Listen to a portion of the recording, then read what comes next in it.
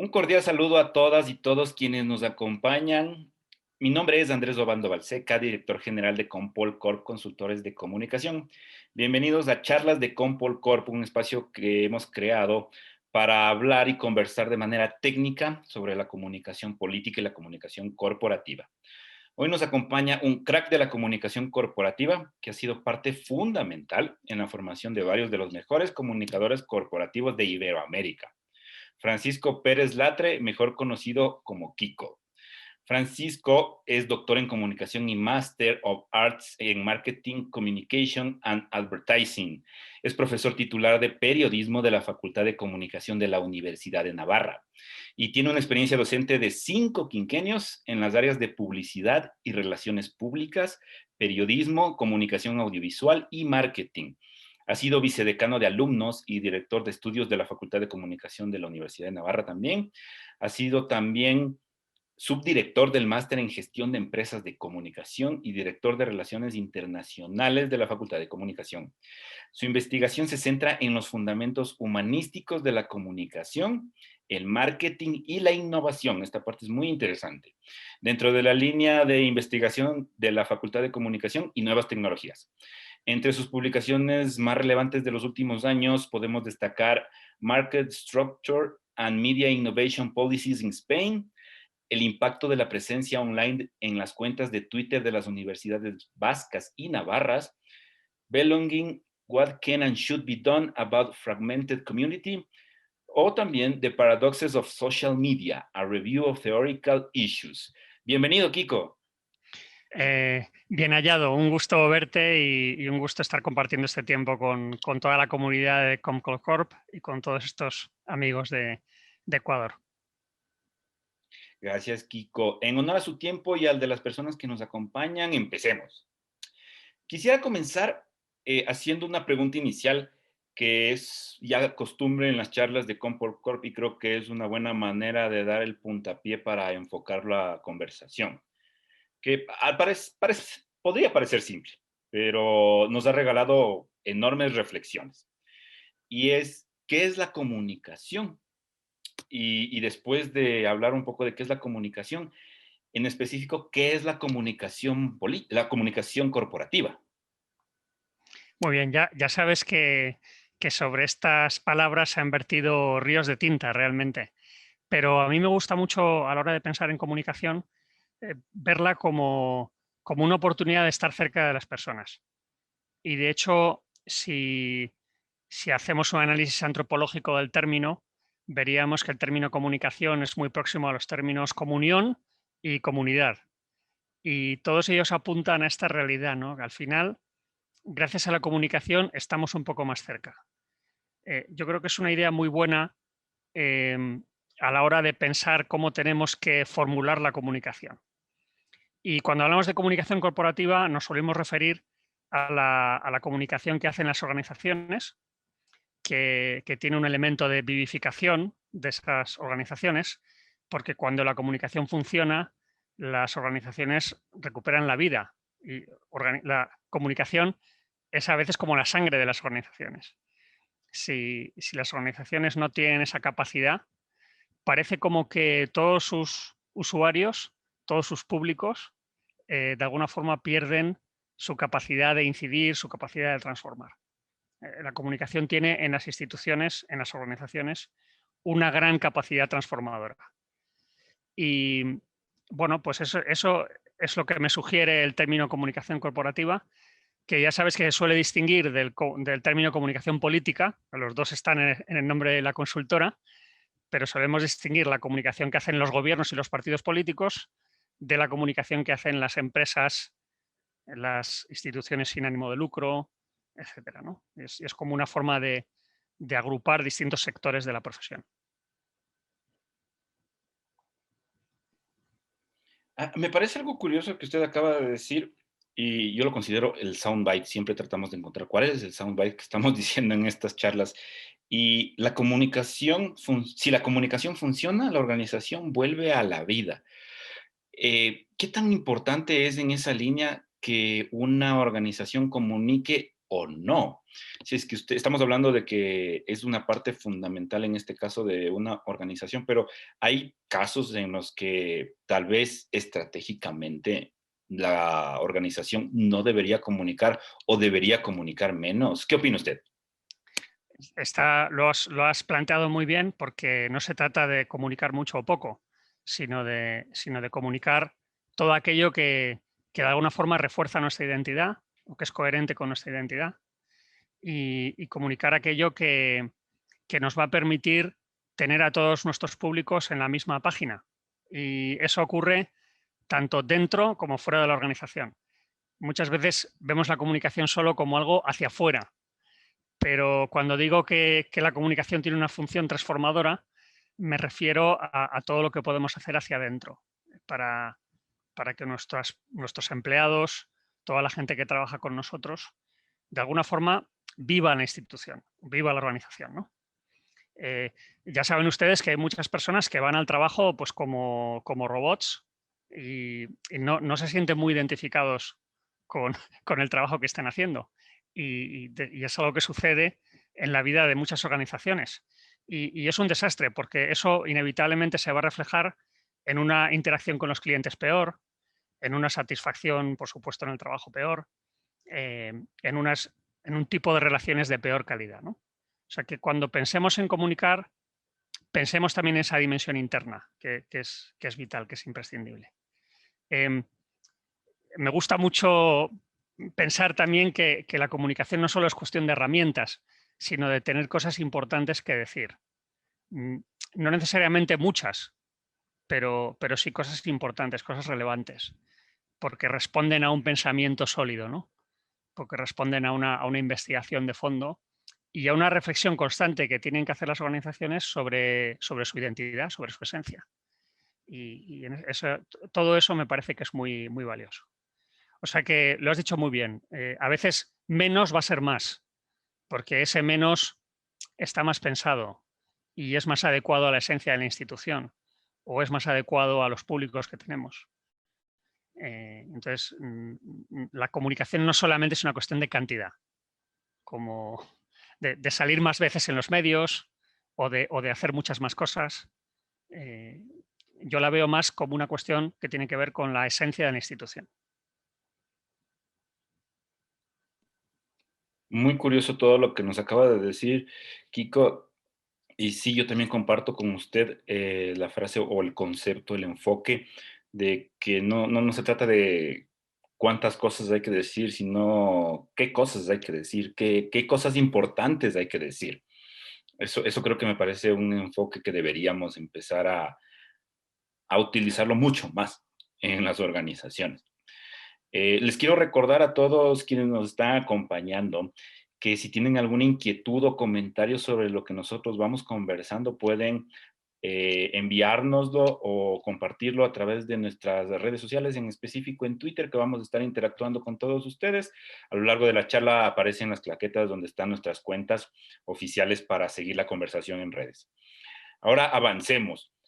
En una de nuestras charlas anteriores que tuvimos con Elena Gutiérrez, nos expresó un curioso soundbite sobre la comunicación y el silencio y quisiera saber su opinión. Ella nos dijo, la comunicación empieza por el silencio. Es un 60% escuchar y un 40% explicar. ¿Cómo ve usted este enfoque? Bueno, ya sabes que a los comunicadores nos cuesta mucho escuchar, porque, porque muchas veces somos gente muy, muy interesada en hablar. Pero también había un autor que recordaba que las personas tenemos dos orejas y solamente una boca, ¿no? Y yo creo que lo que dice Elena es muy adecuado, ¿no? Em, Hay un libro que yo creo que es muy importante en el momento actual, que Andrés seguro que tú lo conoces, que es Organizational Listening de Jim McNamara. Y es un libro que también a la propia profesora Gutiérrez le gusta mucho citarlo. Y hay una idea ahí que me parece muy valiosa, ¿no? Que es que cuando hablamos de escucha, no se trata solo de escuchar una vez, sino de convertir la escucha en un proceso que es sistemático, que podemos repetir. Em, Y en ese sentido McNamara habla de una arquitectura de la escucha. O sea, tenemos que conseguir que la escucha sea un proceso que ya es un proceso habitual en la vida de la organización. Entonces, bueno, pues eh, creo que eso es muy importante, ¿no? La escucha nos hace también sensibles al contexto, nos hace sensibles a la tendencia, a la cultura, ¿no? Em, y vamos desarrollando esa capacidad de estar pendientes no solo de lo que nosotros queremos decir, sino de lo que entienden los demás y las cuestiones que afectan a los demás. Es algo característico en muchas organizaciones que estamos tan imbuidos de nuestro mensaje que nos cuesta mucho ponernos en el otro lado. Y ese ponernos en el otro lado es un proceso de silencio, en la línea de lo que decía la profesora Gutiérrez, ¿no? Pues cómo realmente hago esa investigación a fondo de lo que le están pasando, de lo que está sucediendo a mi alrededor, en mis públicos, en mis medios, en mi contexto sociocultural. Y por eso creo que esa observación es muy atinada y desde luego la suscribo 100%. Ahora me despierta una duda. Usted que también ha sido parte de la formación de grandes comunicadores corporativos y bueno, se crea un lazo y luego usted seguramente se volverá como su consejero en algunos momentos, tal vez de crisis o de profunda reflexión. ¿Qué tan viable es esto de escuchar antes de hablar? ¿Podemos poner algún ejemplo tal vez de lo complicado que es por...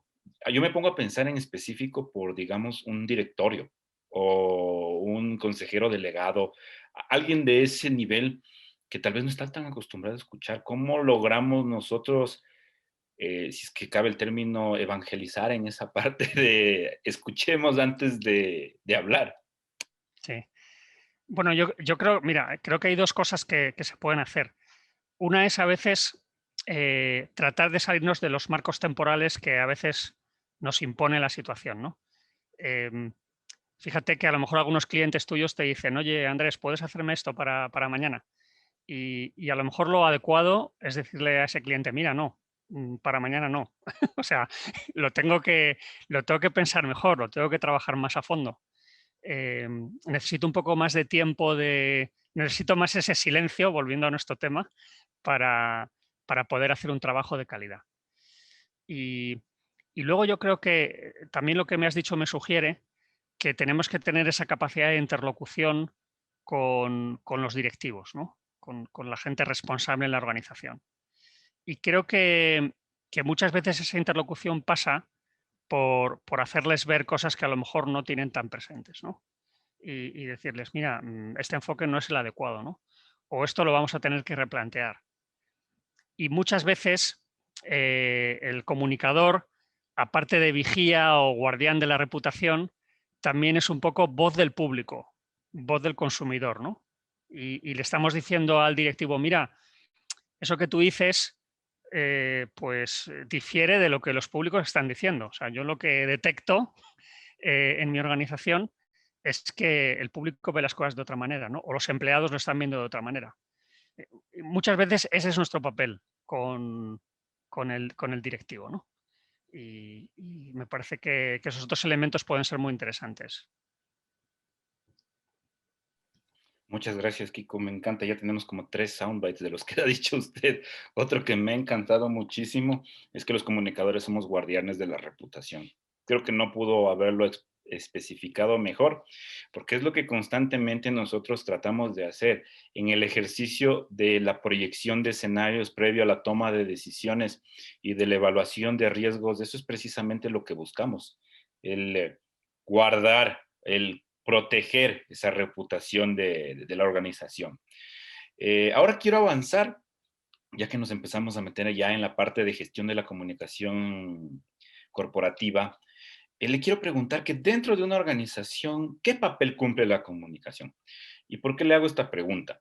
Porque algo que podemos decir es que la mayoría tiende a ubicarse en dos estilos de comunicación, por decirlo así. Por una parte, quienes consideran que la comunicación es un componente operativo dentro del funcionamiento global, de la organización, y otras quienes consideran que es un eje transversal de toda la organización. Una frase que se usa muchísimo: comunicación tiene que estar a la derecha de la gerencia o a la derecha de la directiva, en la mesa de consejo. Pero, ¿cómo deberíamos considerarla? ¿Es realmente, en este caso, porque si es que ponemos a comparación, parecería que lo uno es bueno y lo otro no tan bueno? Pero dentro de esa línea y tratando de ser ecuánime siempre, ¿es realmente deslegitimar a la comunicación el decir que es operativa o no necesariamente? ¿Qué opina usted? Esa es una respuesta que vamos a dar una respuesta un poco matizada. Em, Creo que lo primero que diría es que no es vital el lugar donde está la comunicación dentro de la pirámide. No es vital, ¿no? O dicho de otro modo, distintos modelos de organización pueden crear una función de comunicación que está bien y que cumple su misión. O sea que esa sería una primera afirmación desde mi punto de vista. En segundo lugar, creo que cuando una organización apuesta por la comunicación, también le da un rango más directivo, ¿no? O la sitúa en un lugar más preeminente de su estrategia organizativa. Y eso es bueno porque también lanza un mensaje dentro de la institución. Si, si el nivel del DIRCOM o del director de comunicación, en España hablamos mucho de DIRCOM, no sé si lo usáis tanto por allá, si el DIRCOM realmente está muy cerca de la dirección general, pues eso lógicamente tiene consecuencias positivas para la función de comunicación, no cabe duda, ¿no? Em, pero más que el sitio donde está la comunicación desde el punto de vista departamental, creo que lo que es muy importante es asegurar el acceso directo del responsable de comunicación a la más alta dirección. Ese acceso tiene que existir. Y dónde lo pongamos en el organigrama quizás es menos importante, ¿no? Pero esa interlocución directa me parece que sí que es muy importante. Em, y va a permitir que la máxima dirección que es necesaria para la comunicación en la institución y los que se dedican profesionalmente a la comunicación estén alineados, ¿no? Y bueno, pues ese sería mi... Pero yo creo que a veces nos perdemos un poco en esa batalla que a veces puede ser un poco bizantina de dónde tiene que estar la comunicación dentro de la organización. Y las dimensiones operativas per se no son peores que las estratégicas. O sea que eh, tú sabes muy bien lo importante que es en la comunicación la ejecución. Eh, Muchas veces en un grupo de trabajo se hacen estrategias impecables, pero esas personas no son capaces de plasmar eso en un proyecto de comunicación que luego pueda generar los resultados que necesitamos. O sea que esa sería mi respuesta a lo que has planteado, que creo que es muy, muy pertinente y un debate clásico, ¿no? ¿Cuál es la posición que debemos ocupar en el organigrama? Pues es importante, pero creo que lo que sí es imprescindible es asegurar ese contacto directo con el que gobierna la organización. A mí hay como un dilema, ¿no? Porque tenemos DIRCOMs muy visibles, quizá demasiado visibles desde mi punto de vista en el momento actual, y tenemos DIRCOMs que a lo mejor son invisibles, pero realmente cuentan con los oídos de sus jefes, ¿no? Y creo que esto segundo es más importante que lo primero. Que me parece, a mí al menos, acertado como lo estamos enfocando ahora mismo, en específico porque el DIRCOM podríamos resumirlo con que tiene que ser estratega y operador. Es decir, tener muy clara en la cabeza cuál es la estrategia. Aquí en Comport diseñamos matrices de estrategias con todos los públicos, las acciones, las tácticas, etcétera. Entonces, el DIRCOM tiene que tener muy claro eso, y también la parte operativa, el operador, el decir, ok, esto que es tan maravilloso, que suena tan espectacular, ¿cómo lo ejecuto en el día a día? Una expresión que usamos bastante es en el trabajo de hormiga. Para que se cumpla una estrategia de comunicación, tiene gran base en el trabajito de hormiga. que es cada uno tiene que poner su aporte para que se cumpla y una persona tiene que estar supervisando todo eso. Entonces es un trabajo de mucha responsabilidad, pero yo creo que es maravilloso en todo lo que nos toca en general. Ahora que hemos estado hablando de esto y que usted mencionó la pirámide, se me viene algo a la mente, teniendo en cuenta también usted que ha escrito sobre innovación y es sobre el nuevo concepto de organización, que es la organización, bueno, no tan nuevo, ¿no? Pero es la organización que rompe el esquema de la pirámide y es la horizontal.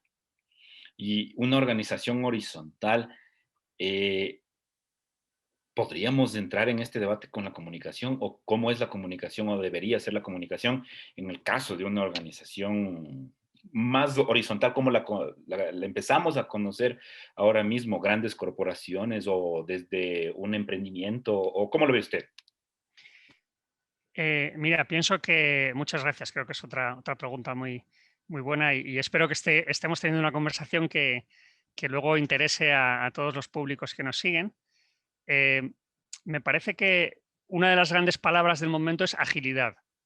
Em, es un momento muy interesante porque tenemos que hacer planes sabiendo que es muy posible que los tengamos que cambiar.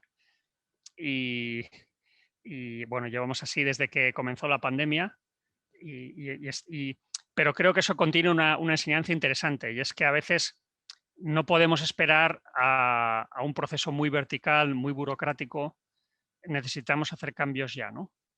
Y el ritmo innovador tiene que ver con la rapidez.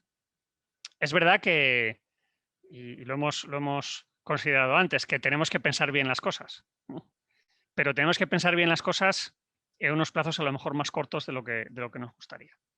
Y creo que una organización más horizontal tiene esa ventaja. Es un tipo de organización que puede conseguir que pasen cosas más deprisa y que puede conseguir que los cambios se adopten con más rapidez. Y eso muchas veces pasa por dar más responsabilidad e iniciativa a las personas que están más abajo, ¿no? Crear esos equipos que tienen una cierta autonomía, una cierta libertad para poner en marcha cosas sin tener que estar constantemente pendientes de la supervisión de los niveles superiores de la organización. Em, a las personas nos motivan sobre todo tres cosas. Nos motiva el sentido de lo que hacemos, el propósito, como decimos hoy. Nos motiva el que sabemos hacer algo muy bien, em, la capacidad que tenemos de hacer algo con calidad profesional y nos motiva también la libertad. Nos motiva mucho saber que vamos a disponer del espacio para hacer esas cosas que pensamos que podemos hacer. Sí, me parece buena su enfoque de que una organización horizontal es más ágil por el mismo hecho también de la responsabilidad distribuida. Y en ese caso, yo pienso que el DIRCOM no necesariamente entraría en ese concepto tal vez ahí, pero el DIRCOM tiene una responsabilidad más grande porque si es que es horizontal ya toma decisiones que afectan a toda la marca por sí mismo y no Ujú. necesariamente tiene que pasar por un CEO o por un gerente o director general. Entonces, la organización horizontal es más ágil y también exige mucha responsabilidad más de los comunicadores. Me parece curiosísimo. Ahora, si es que le parece bien, se me vino a la mente algo y es una pregunta que podemos extendernos muchísimo, pero sí quisiera hacerla más que nada por toda su experiencia y si es que nos puede comentar algunos ejemplos o algo similar a lo que le voy a preguntar, a modo de escuela, casi. Quisiera preguntarle primero, ¿qué opina usted de lo que nosotros aquí llamamos en Compol Corp la ingeniería inversa de la comunicación? Y le decimos la ingeniería inversa de la comunicación porque un ejercicio constante que tratamos de hacer es el reconocer estrategias. Es decir, vemos algo que está haciendo una organización y hacer el ejercicio intelectual de decir cuál es el objetivo. O sea, ¿qué están buscando a través de esta campaña o a través de este enfoque? A mí se me viene ahorita mismo el ejemplo, que tal vez lo podemos utilizar, pero no, pero se me viene a mí a la mente de lo que acaba de pasar hace poco.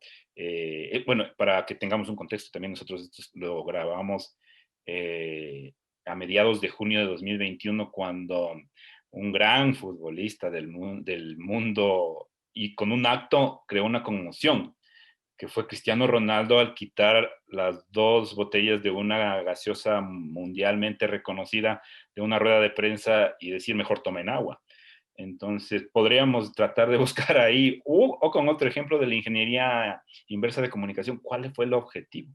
¿Qué se busca? Hay marcas detrás que patrocinaron esto, fue algo espontáneo, pero bueno, podríamos empezarlo ahí.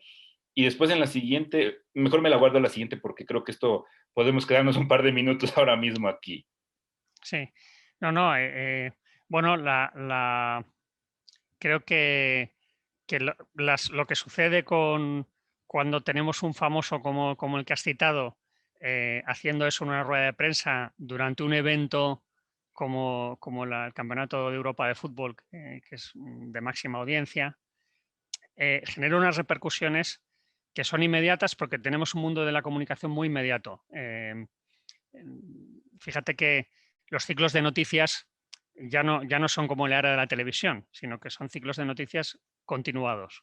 Ya no podemos decir, bueno, mañana saldrá el diario y con la noticia, ¿no? Sino que está pasando ahora, según estamos hablando, se está produciendo el ciclo de comunicación. Y eso nos requiere tener unas capacidades de escucha muy sofisticadas y también nos pide a veces separarnos del flujo incesante de noticias y reacciones.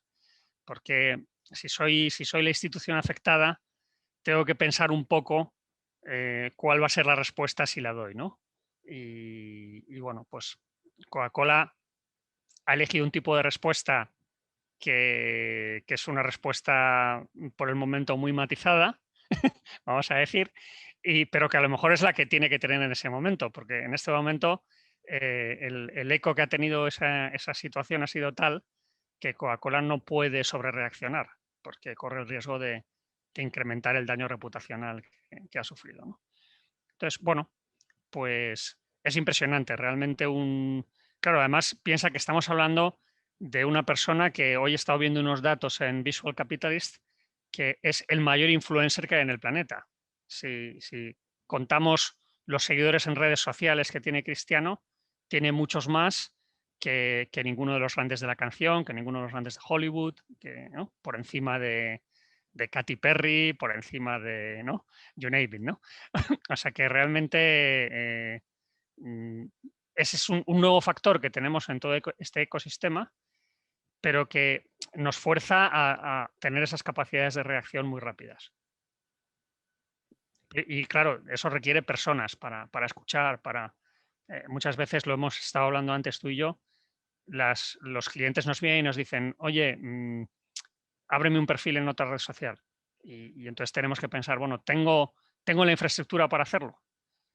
Porque si estoy para tener una conversación, no estoy para ser un convidado de piedra. Y eso requiere tiempo, requiere personas, requiere especialización. Cada red tiene su lenguaje. Bueno, de esto, si interesa, podemos seguir hablando, pero también se me ocurre a propósito de toda esta crisis que estamos comentando. Quizá ahora también lo curioso de nuestro mundo es que la crisis se ha convertido en algo ordinario.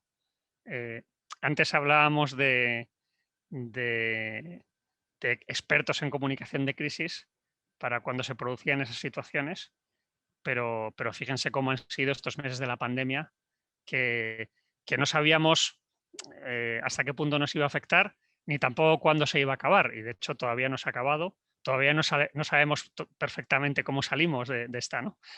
Entonces, bueno, la crisis digamos que se ha cronificado, ¿no? Se ha convertido en algo que no cesa, ¿no? Y que nos pide unas capacidades de comunicación y directivas muy singulares. Así es, Kiko.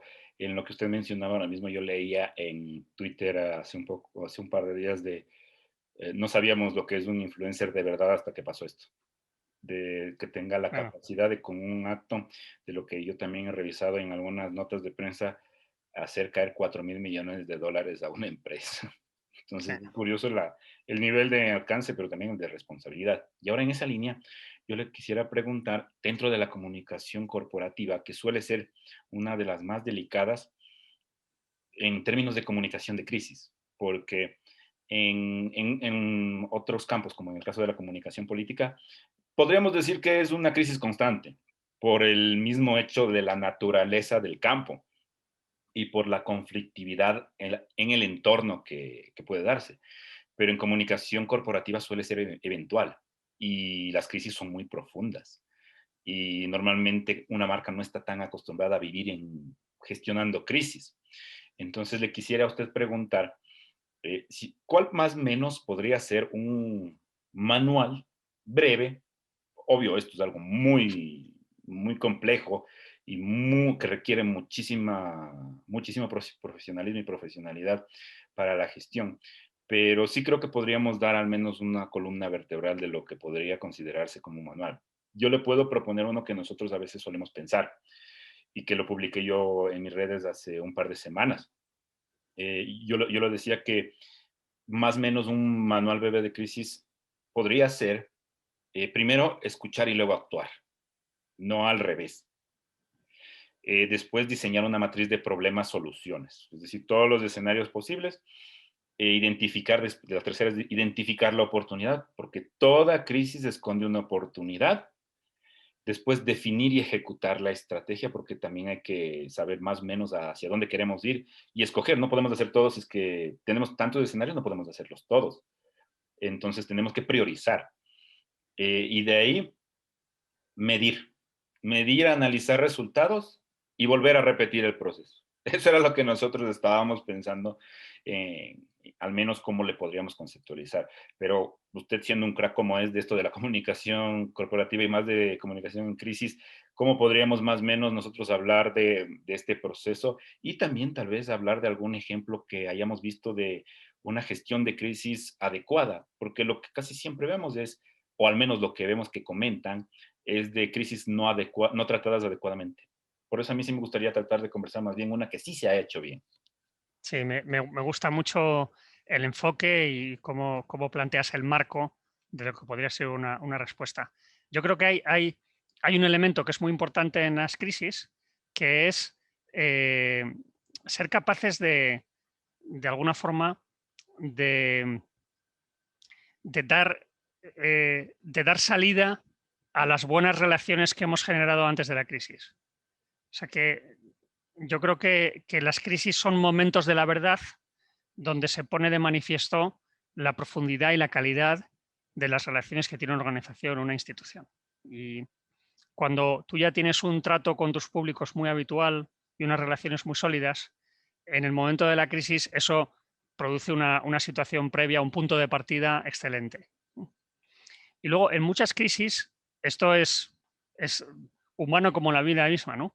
Pero en muchas crisis eh, hay que pedir perdón. Y esto cuesta mucho a las instituciones, cuesta mucho a los directivos. Y luego hay que pensar también quién pide perdón. Depende, no hay una respuesta unívoca. Y lo que me has dicho es muy interesante porque hay otra dimensión en las crisis que es muy técnica y por eso es difícil dar una respuesta global porque a lo mejor en el mercado de la energía no tienen nada que ver con el mercado de la alimentación o con otro tipo de sectores, ¿no? O sea que también las respuestas a las crisis muchas veces son sectoriales. Muchas crisis piden el trabajo de expertos para aportar soluciones. Y ahí el departamento de comunicación tiene que salir y conversar con ese experto, ¿no? Y bueno, pues, pero estos elementos son cruciales, ¿no? Cuidar las relaciones es lo que nos va a permitir dar una buena respuesta, ¿no? Volvemos a la escucha. Si estoy en una situación de escucha, voy a poder responder mejor. Y luego otro elemento para mí clave en muchas crisis es la petición de perdón. Y Que parece un signo de debilidad, pero es un signo de fortaleza y de identidad profunda en una institución.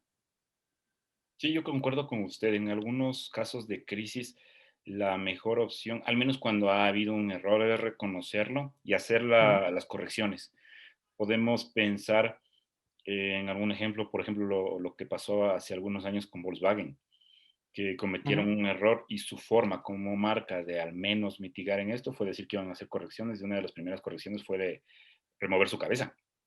ujú. Entonces, hay veces que también tenemos que tener claro que la marca o la institución es la que tiene que sobrevivir, más allá de tal vez un directivo. Pero yo estoy de acuerdo con usted en que hay situaciones en las que gestionar la crisis es decir, cometí un error y tratar de enmendarlo, porque las marcas ni las personas en sí son perfectas. Entonces, el hecho de comunicar o al menos hacer este tipo de declaraciones crea empatía en la gente, porque la gente mismo no puede negar su imperfección. Y al hacer eso, podemos comunicarnos tal vez más cercana, de una forma más Es cercana. una fuente de confianza, clarísimamente, que es para mí el elemento más importante de la reputación. Antes hablábamos de guardianes de la reputación, es la confianza. Y es una palabra que a mí me encanta por la solidez antropológica que tiene. Ujú. Y, y fíjense que vivimos en un contexto de crisis de la confianza. Afecta a todos los actores sociales, afecta a los políticos, afecta a las empresas, afecta a la iglesia, afecta a las ONGs, afecta, por supuesto, a los medios de comunicación, que están en un momento muy malo de confianza a nivel internacional. En América Latina y en España los datos son muy contundentes en este sentido, ¿no? O sea que todo lo que podamos hacer para preservar esa confianza es un trabajo esencial en el ámbito de la comunicación. Sí, de verdad, totalmente de acuerdo, porque alguna vez a un experto en gestión de valores, yo le escuché, él dividía a los valores en ciertos grupos y en diferentes niveles, pero él decía que hay un valor que es el valor de los valores, es decir, el más importante de todos, y precisamente era la confianza, porque decía que es más o menos el único que si es que se rompe es casi imposible de reconstruir y que para llegar a él apoyan todos y el máximo, digamos, de la interacción del ser humano es la confianza. Entonces me parece muy curioso cómo ha hecho usted el link a todo lo que estamos conversando. Si quiere avancemos y ahora tomemos o hablemos sobre algo que usted acababa de, hace pocas preguntas nos enfocaba sobre en sí las redes sociales. Y es, nosotros vivimos en un mundo de constante avance y rápida evolución tecnológica en específico. Y ello también quiere o incluye a herramientas y plataformas de tecnología y en este caso ya encaminándonos a lo que queremos conversar, las redes sociales, que han ido avanzando a pasos totalmente agigantados. Yo podría poner un lapso de tiempo de más o menos en 15 años. En los últimos 15 años, la vida nos ha cambiado porque pasamos, y lo recuerdo porque soy más o menos de esta generación que soy millennial y viví el cambio de impresionarnos por poder enviar un SMS a tiempo real y tener la respuesta a tiempo real, de parecernos maravilloso que podamos una canción de un artista obtenerla a través de internet. Nos maravillaban ese tipo de cosas y ahora miren nada más lo que tenemos mirando a nuestro bolsillo, en nuestro teléfono, que tenemos Spotify, que tenemos Facebook, que tenemos una cámara ahí mismo en el teléfono. eh, para tener una idea del cambio tecnológico, WhatsApp, podemos ahora el no saber o al menos la sensación de en línea o de ver a la otra persona en línea o de tener la facilidad o al menos la noción de que podemos comunicarnos a cualquier momento con cualquier persona en cualquier parte del mundo, es también algo que nos ha cambiado y es normal que nos haya cambiado como noción de seres humanos, porque ahora la comunicación nosotros, si es que no es inmediata, la consideramos que estamos aislados o que el no estar comunicados nos crea ansiedad. Entonces, todo esto nos ha cambiado y por eso creo que es importante analizarlo. Y eso enfocado en las organizaciones, porque las organizaciones al fin y al cabo, al final del día, son hechas por personas. Entonces, son el reflejo de las personas que están ahí adentro. Yo le quiero preguntar qué papel desempeñan las redes sociales en la comunicación corporativa y cuál deberían desempeñar, porque también podemos decir que el, hay un papel que tienen las redes sociales en las organizaciones que a veces no es el más adecuado, pero de que lo tienen, lo tienen. Por ejemplo, hay varias marcas o directivos que tienen la noción de hay que estar en todas las redes sociales, hay que estar en donde está todo el mundo porque así tenemos presencia. Pero es de verdad, primero, ¿es posible estar en todas las redes sociales? Y segundo, ¿es lo más adecuado estar en todas las redes sociales? Las nuevas tendencias son una ola a la que obligatoriamente hay que subirse, ¿o cómo lo ve usted? Me encanta, es un tema muy rico, pero me parece que has proporcionado un elemento puede ser crucial, que es que yo creo que tenemos que estar donde podamos estar bien. Eh, o sea, creo que el salto de aprendizaje que supone cada red es considerable. Eh, Ahora, pues los que nos ven sabrán que este año la red del año es Twitch, ¿no? Y el año pasado fue el año de TikTok, ¿no? Y tenemos esas dos redes que están claramente en auge a nivel mundial. Em, y es un proceso ya que, como has dicho muy bien, empieza en 2004 con Facebook y hemos ido incorporando redes. En general, la mayor parte de las redes con gran éxito se han desarrollado bien y han ido sumando seguidores y cumpliendo distintas funciones. Ahora bien, tenemos que pensar en cuáles son las redes más adecuadas a nuestra identidad y a nuestro sector de actividad. Pues si alguna de las personas que me escucha se dedica a la moda, pues evidentemente Instagram es un sitio obvio para estar, ¿no? O sea, tenemos que pensar dónde está nuestra comunidad y eso nos ayudará a decidir cuál es el lugar más adecuado para estar en las redes. Y, y luego tenemos que pensar si tenemos los recursos organizativos para estar bien, porque estar en las redes supone formar parte de una conversación. Y esa conversación, en el caso de una institución, tiene que ser acorde con la calidad de la institución. Por tanto, no podemos estar de cualquier manera, tenemos que estar bien, ¿no? Y eso también requiere esfuerzos, personas, requiere un community manager o requiere alguien que realmente pueda hacer esa función al nivel necesario. Y luego tenemos que tener muy claro que es muy distinto usar las redes a nivel personal y a nivel profesional. Eh, y todo lo que haga un CEO en una red, pues tiene que hacerlo sabiendo que existe esa dimensión, ¿no? Y esa distinción. O sea que es muy importante que cuando tengamos una red, esa red tenga contenidos que respondan a la esencia de la institución. Volvemos a nuestra conversación sobre la esencia de la institución, sobre su identidad, que aquí también es crucial, ¿no? Y luego hay que tener cuidado, ya saben que los expertos hablan de las cámaras de eco. Eh, a veces podríamos pensar que, que las redes son como la opinión pública y la verdad es que no es así. Cada red tiene algunos sesgos, llega especialmente bien a algunos públicos y a lo mejor hay una coincidencia entre esos públicos y los públicos de la institución y eso refuerza nuestra necesidad de estar en una red, pero a lo mejor no. Y, por ejemplo, si estamos en política, pues sabemos muy bien que en una red como Twitter hay personas que son un poco más partidistas de lo habitual, ¿no? La media es más partidista y por tanto eso produce una cierta polarización en esa red, ¿no?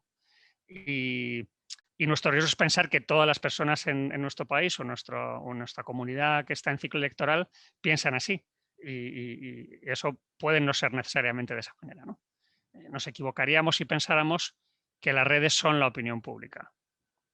Eh, las redes, toda red tiene sus sesgos. Sesgos de edad, sesgos de contenido, sesgos de visión del mundo y eso también lo tenemos que tener en cuenta. Y luego hay un elemento que creo que es muy interesante en una organización de las redes, que es que las redes nos llevan a aprender lenguajes, ¿no? Por ejemplo, Twitch puede llevar a una institución a aprender un poco mejor el lenguaje del directo. ¿Cómo es el directo? ¿No? ¿Cómo es el lenguaje de los directos?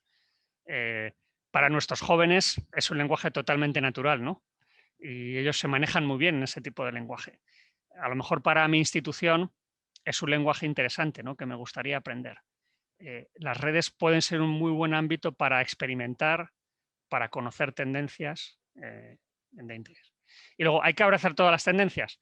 Pues yo distinguiría las tendencias culturales que de alguna forma están condicionando el modo en que vivimos la identidad de la institución, y luego distinguiría otras tendencias que pueden ser más coyunturales, ¿no? O sea, hay líneas de fondo que quizá pues, vale la pena pensar mucho sobre ellas, ¿no? Pues creo que hay, por ejemplo, dos líneas de fondo que vienen inmediatamente a mi mente son la sostenibilidad, todo lo que tiene que ver con el medio ambiente y la ecología, pues no me parece algo pasajero, creo que es algo duradero, que va a seguir estando ahí y todas las instituciones prácticamente van a tener que pensar sobre ello, de una manera o de otra, ¿no?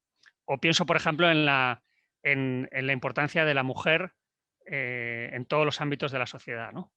Pues eso también creo que es una línea de fondo que está ahí y que va a seguir ahí, ¿no? Y ante la cual pues también tenemos que encontrar respuestas nuevas y tenemos que tener una especial sensibilidad.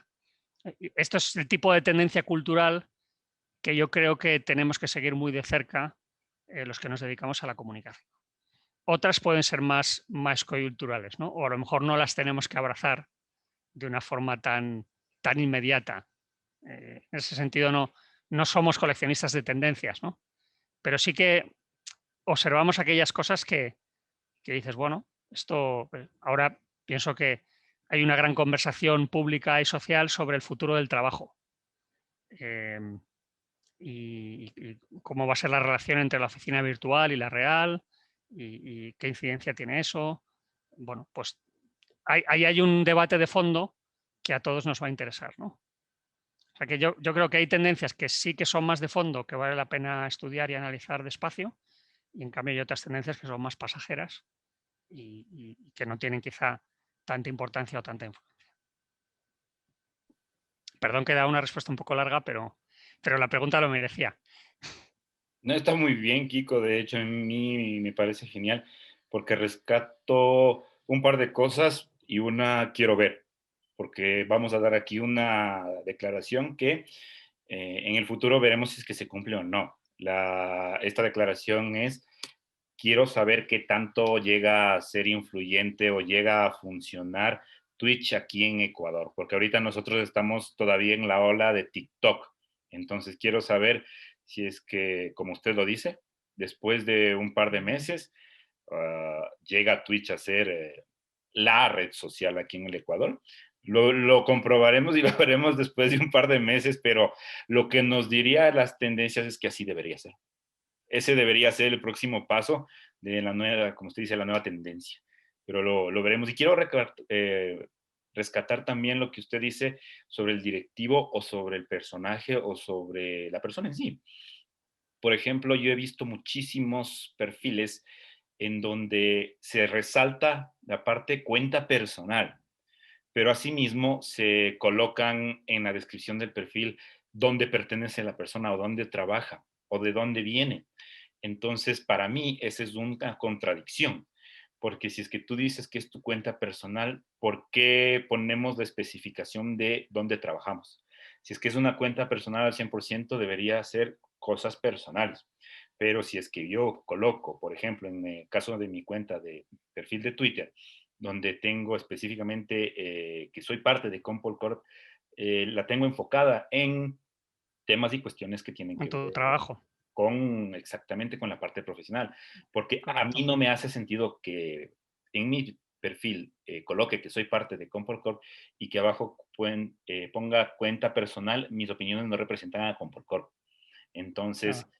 creo que eso hay que tenerlo muy claro porque causa Sí, ruido y cuando... Ujú. es como una declaración de intenciones, ¿no? Por eso un buen community manager se fija en esas palabras que tenemos para definir nuestra identidad, para, porque ahí decimos, esta es mi identidad, ¿no? Esto es lo que ustedes pueden esperar de esta cuenta de Twitter, ¿no? Y eso es muy importante, ¿no? Porque nos ayuda siempre a volver a esos carriles por los que tiene que discurrir el tipo de contenido que compartimos en esa red. Precisamente, por ejemplo, podemos llegar a esta reflexión de que si se da ese tipo de contradicciones de la que estábamos conversando ahorita, por ejemplo, en los perfiles, en la descripción de los perfiles, si es que hay una contradicción, eso llega a una duda o no, al no hacer sentido. y si es que no se hace sentido, se crea o empieza al menos la desconfianza, o porque no hay una seguridad de lo que me vas a decir. Y si es que algo tú me dices y que tiene que ver con el campo en el que tú estás trabajando, debería hacer el link de que puede ser a favor o a nombre de la organización o de la empresa en la que estás trabajando. Pero bueno, esto también es de percepciones. Entonces, esto no es nada más que una opinión de los que hacemos comunicación. También rescato mucho lo que usted decía de los públicos, que hay que buscar dónde está mi público y estar ahí, porque si es que yo soy, por ejemplo, una firma de consultores económicos, tengo que saber dónde están mis potenciales clientes y hablarles ahí, porque tal vez esté más allá de gastando recursos, de, que seguro lo estaré haciendo en otras cuentas donde no está mi público, arriesgo mi marca, porque estoy hablándole a gente que primero no me conoce y me pongo en el foco de personas que pueden llegar a hacer una crítica porque van a ver esa no concordancia de por qué está aquí. Pero bueno, en general, me parece muy valioso todo lo que nos ha dicho y le agradezco muchísimo, Kiko, por todas estas valiosas reflexiones. Y ahora para terminar, quisiera pedirle algo que yo sé que es algo muy, muy, muy particular de Francisco Pérez Latre, de Kiko, y es que nos regale o nos recomiende de una manera muy concreta un libro, una película y una serie que tenga que ver con comunicación corporativa o que usted crea que valga la pena que le dediquemos algunos minutos u horas en el caso del libro. Muy bien, me encanta y van a ser dos libros, porque un libro va a ser literatura, relato, y otro libro va a ser más profesional, ¿no? Que creo que esa distinción es importante. Creo que los que nos dedicamos a la comunicación tenemos que leer mucha literatura. Y esa literatura es como un depósito de ideas que con el tiempo va calando cada vez más, ¿no? Y por eso yo quería recomendarles Ana Karenina, el gran clásico de León Tolstoy. Creo que es una novela que nunca ha llegado a ser superada y de un verdadero maestro que conoce muy a fondo la antropología, conoce muy bien cómo somos las personas, ¿no? Y en el fondo, la materia prima de la comunicación somos las personas. Comunicar mejor es conocer a las personas mejor. Y, y un libro que también me gusta mucho, más en el ámbito profesional, que además lo encuentran ustedes muy fácilmente en todas partes, es Empieza por el porqué, Start with Why, de Simon Sinek. Es un libro que se entiende muy bien y que explica algunas cuestiones clave de lo que hacemos en comunicación. Y creo que él lo cuenta perfectamente, además lo cuenta con muy buenos ejemplos y Apple es uno de los grandes ejemplos que él utiliza y que él glosa y creo que a nuestros oyentes les gustará mucho leer ese libro. Em, a mí me sigue pareciendo la mejor serie que se ha hecho sobre eso, El ala oeste de la Casa Blanca. Ya tiene algunos años, hay series más recientes, pero también creo que El ala oeste no ha sido superada todavía en ese segmento. Creo que es muy rica el análisis de un equipo de trabajo que está trabajando en condiciones de gran presión. Y eso pues, y que lo hace sin perder de vista los principios que tiene, ¿no? Y creo que ahí hay enseñanzas muy interesantes, además de que la dinámica de la amistad entre los personajes pues es muy rica y yo creo que muy interesante. Y con la película hay muchas que me gustan mucho, pero una que he visto últimamente que también tiene que ver con nuestro campo es Los idus de marzo, que es una película protagonizada por Ryan Gosling y por Josh Clooney, que es además el director y que explica muy bien algunos dilemas que se producen en el ámbito de la comunicación política. Es una película dura, pero muy interesante que también ayuda a pensar, ¿no? Y esas serían mis recomendaciones. Es un tema también para hablar mucho más tiempo, pero lo dejamos aquí, en atención a nuestros oyentes. Mil gracias, Kiko, por estar con nosotros hoy y por su tiempo. Gracias a ti, ha sido un gusto poder conversar y ya sabes que en tu caso, además, como tenemos esta amistad desde hace ya años, pues es también un honor y un honor poder hablar con todas las personas que forman parte de la comunidad de Comcol. Muchas gracias, Kiko, por sus palabras. Y así terminamos nuestra cuarta charla de Compolcorp. Les invitamos a revisar las charlas pasadas que hemos realizado y a visitarnos en nuestra página web www.compolcorp.com. Hasta la próxima.